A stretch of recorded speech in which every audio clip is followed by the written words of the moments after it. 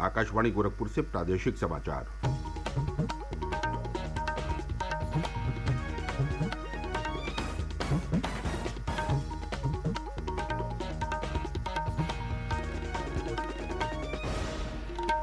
नमस्कार। समाचार बुलेटिन के साथ मैं प्रमोद कुमार सिंह। पहले मुख्य समाचार।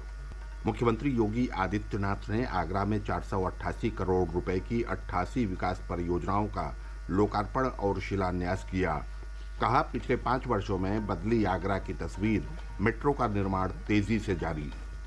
श्री योगी ने गोरखपुर में मुख्यमंत्री सामूहिक विवाह योजना के तहत 1000 से अधिक जोड़ों के विवाह समारोह को किया संबोधित। कहा, योजना के तहत अब तक लगभग 2 लाख बेटियों का विवाह कराया गया संपन्न। आबकारी विभाग के राज्य मंत्री स्वतंत्र प्रभार नितिन अग्रवाल ने कहा, विभाग इस वर्ष 42,000 करोड़ रुपए के राजस्व प्राप्ति के लक्ष्य को करेगा हासिल। और आगामी 5 दिसंबर को होने वाले उपचुनाव के लिए प्रचार जोरों पर।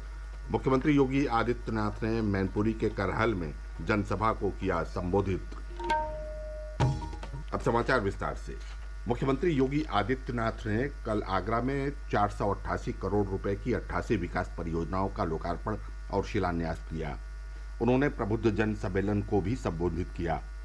श्री योगी ने कहा कि 2017 के पहले आगरा सबसे अधिक प्रदूषित शहरों में शामिल था। पिछले 5 वर्षों में आगरा की तस्वीर बदली है। मुख्यमंत्री ने कहा कि यहाँ विभिन्न विकास परियोजनाएं संचालित की जा रही हैं।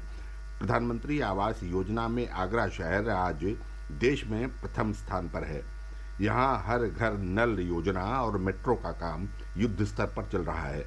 मुख्यमंत्री ने कहा कि सरकार न केवल विकास के लिए बल्कि आमजन की सुविधा के लिए पूरी तत्परता से कार्य कर रही है। मुख्यमंत्री सामूहिक विवाह योजना के तहत कल गोरखपुर में 1192 जोड़ों का विवाह संपन्न कराया गया। इस अवसर पर मुख्यमंत्री योगी आदित्यनाथ ने उपस्थित रहकर नवविवाहित जोड़ों को नवजीवन की शुभकामनाएं दी। उन्होंने कहा कि मुख्यमंत्री सामूहिक विवाह योजना से बड़ी संख्या में लोगों को लाभ मिल रहा है। मुख्यमंत्री ने कहा कि वर्ष 2017 में उनकी सरकार ने दहेज रहित विवाह संपन्न कराने के लिए इस योजना की शुरुआत की थी। श्री योगी ने कहा कि राज्य में अब तक इस योजना के तहत लगभग 2 लाख बेटियों की शादी संपन्न हुई है। 2017 में जब प्रदेश के अंदर भारतीय जनता पार्टी की डबल इंजन की सरकार बनी, तब हम लोगों ने उस समय गरीब कन्याओं की शादी को, बहुत सारी कन्याएं ऐसी थी जिनके परिवार की आर्थिक स्थिति ऐसी नहीं थी कि वे पैसा खर्च करके और दहेज आदि जैसी कुप्रथाओं के खिलाफ लड़ सके।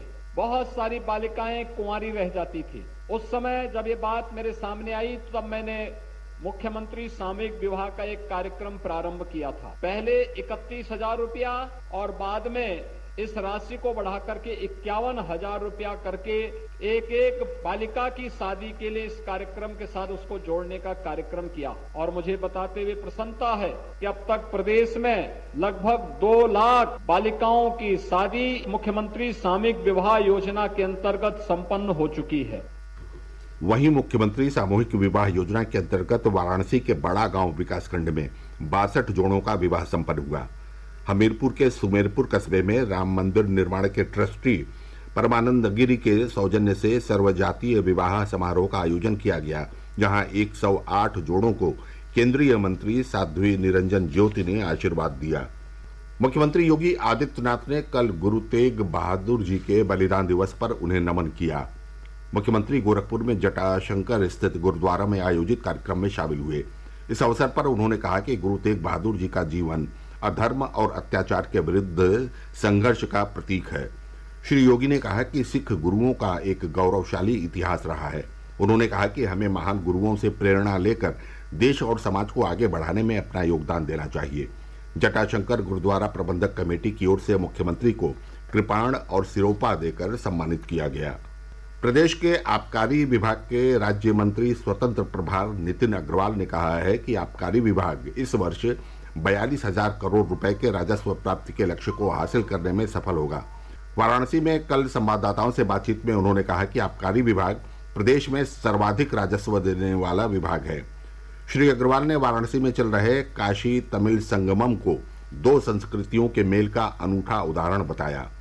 उन्होंने कहा कि इस आयोजन से लोगों में काशी और तमिल संस्कृति के बारे में आपसी समझ बढ़ रही है। इसके अलावा श्री अग्रवाल ने आबकारी विभाग के अधिकारियों के साथ समीक्षा बैठक भी की। प्रादेशिक समाचार आप आकाशवाणी गोरखपुर से सुन रहे हैं। ये समाचार बुलेटिन हमारे YouTube channel AIR news Gorakhpur और ट्विटर हैंडल AIR न्यूज़_GKP पर भी उपलब्ध है। मुख्यमंत्री योगी आदित्यनाथ ने मैनपुरी लोकसभा क्षेत्र के करहल में कल एक जनसभा को संबोधित किया। उन्होंने कहा कि भाजपा की डबल इंजन सरकार दोगुनी रफ्तार से विकास कार्यों को आगे बढ़ा रही है। श्री योगी ने कहा कि प्रधानमंत्री नरेंद्र मोदी ने देश को सबका साथ सबका विकास का मंत्र दिया था। ये मंत्र आज लोक कल्याण का माध्यम बनकर नागरिकों के जीवन में परिवर्तन का आधार बन रहा है। मुख्यमंत्री ने कहा कि स्वयं को समाजवादी कहने वालों का चरित्र परिवारवाद का है। उन्होंने कहा कि भाजपा मैनपुरी लोकसभा क्षेत्र में जीत का परचम लहराएगी। श्री योगी ने सपा संरक्षक स्वर्गीय मुलायम सिंह यादव को विनम्र श्रद्धांजलि देते हुए कहा कि उन्होंने वर्ष 2019 के लोकसभा चुनाव में भाजपा को जीत का आशीर्वाद दिया था। मैनपुरी में भी भाजपा जीत दर्ज करेगी। आपको याद होगा नेताजी का दिल्ली में संसद का वह ऐतिहासिक भाषण, जब उन्होंने देश की संसद में कहा था कि 2019 के लोकसभा चुनाव के बाद जो भी चुनाव अब होंगे, चुनाव के पहले उन्होंने कह दिया था कि अब तो आएगी तो भाजपा ही। और आज नेताजी के आशीर्वाद का परिणाम था कि आजमगढ़ और रामपुर जैसे समाजवादी पार्टी के परंपरागत दुर्ग को ध्वस्त करते हुए भारतीय जनता पार्टी के प्रत्याशी भारी बहुमत से दोनों लोकसभा सीटों पर परचम लहरा करके आज से 3 महीने पहले विजयी हुए थे। और इसलिए एक बार फिर से सरदेव नेताजी का वह सपना साकार होने जा रहा है जो उन्होंने कहा था कि जीतेगी तो भाजपा ही। और वही भाजपा के लिए आपसे अपील करने के लिए मैं फिर से एक बार इस करहल विधानसभा क्षेत्र मैनपुरी में आपके बीच आया हूं। प्रदेश में आगामी 5 दिसंबर को मैनपुरी लोकसभा और खतौली तथा रामपुर विधानसभा सीट पर होने वाले उपचुनाव के लिए प्रचार जोरों पर है। राष्ट्रीय लोकदल के अध्यक्ष जयंत चौधरी ने कल खतौली में सपा रालोद के संयुक्त प्रत्याशी के पक्ष में चुनाव प्रचार किया। भाजपा के प्रदेश अध्यक्ष भूपेंद्र सिंह चौधरी ने खतौली के मंसूरपुर में किसान संवाद सम्मेलन को संबोधित किया। उन्होंने रालोद और सपा पर अपराध को बढ़ावा देने और प्रदेश को विकास की पटरी से उतारने का आरोप लगाया। सम्मेलन को केंद्रीय मंत्री डॉक्टर संजीव बालियान ने भी संबोधित किया। रामपुर विधानसभा सीट पर भाजपा प्रत्याशी के पक्ष में जनसभा को संबोधित करते हुए उप मुख्यमंत्री केशव प्रसाद मौर्य ने कहा कि पूर्व की सपा सरकार की जन विरोधी नीतियों के कारण लोगों में आक्रोश है। उन्होंने दावा किया कि रामपुर विधानसभा सीट से भाजपा प्रत्याशी रिकॉर्ड मतों से विजयी होगा। उत्तर प्रदेश राज्य सड़क परिवहन निगम अपनी बसों में आर्टिफिशियल इंटेलिजेंस पर आधारित कैमरों की मदद से चालक परिचालक के व्यवहार और यात्रियों की संख्या को जानने का प्रयास करेगा। प्रदेश में सबसे पहले वाराणसी से पायलट प्रोजेक्ट के रूप में इसकी शुरुआत की गई है। वाराणसी परिक्षेत्र के क्षेत्रीय प्रबंधक गौरव वर्मा ने बताया कि प्रदेश सरकार की ये महत्वाकांक्षी योजना है, जिसके सफल होने पर इसे अन्य स्थानों पर भी लागू किया जाएगा।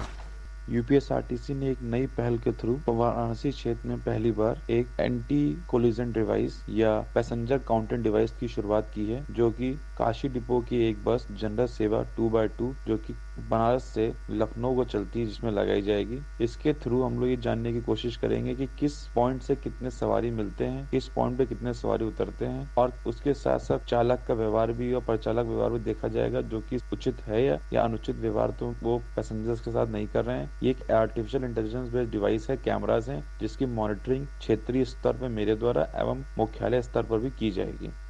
सिद्धार्थनगर जिले में आगामी माह 29 तारीख से 5 दिवसीय कपिल वस्तु महोत्सव का आयोजन किया जाएगा। इस संबंध में कल एक बैठक आयोजित की गई, जिसमें स्थानीय सांसद जगदम्बिका पाल, जिलाधिकारी और मुख्य विकास अधिकारी सहित अन्य लोग उपस्थित रहे। और अंत में बुलेटिन के मुख्य समाचार एक बार फिर। मुख्यमंत्री योगी आदित्यनाथ ने आगरा में 488 करोड़ रुपए की 88 विकास परियोजनाओं का लोकार्पण और शिलान्यास किया। कहा, पिछले 5 वर्षों में बदली आगरा की तस्वीर, मेट्रो का निर्माण तेजी से जारी। श्री योगी ने गोरखपुर में मुख्यमंत्री सामूहिक विवाह योजना के तहत 1000 से अधिक जोड़ों के विवाह समारोह को किया संबोधित। कहा, योजना के तहत अब तक लगभग 2 लाख बेटियों का विवाह कराया गया संपन्न। आबकारी विभाग के राज्य मंत्री स्वतंत्र प्रभार नितिन अग्रवाल ने कहा, विभाग इस वर्ष 42,000 करोड़ रुपए के राजस्व प्राप्ति के लक्ष्य को करेगा हासिल। और आगामी 5 दिसंबर को होने वाले उपचुनाव के लिए प्रचार जोरों पर। मुख्यमंत्री योगी आदित्यनाथ ने मैनपुरी के करहल में जनसभा को किया संबोधित। इसके साथ ही ये समाचार बुलेटिन समाप्त हुआ। नमस्कार।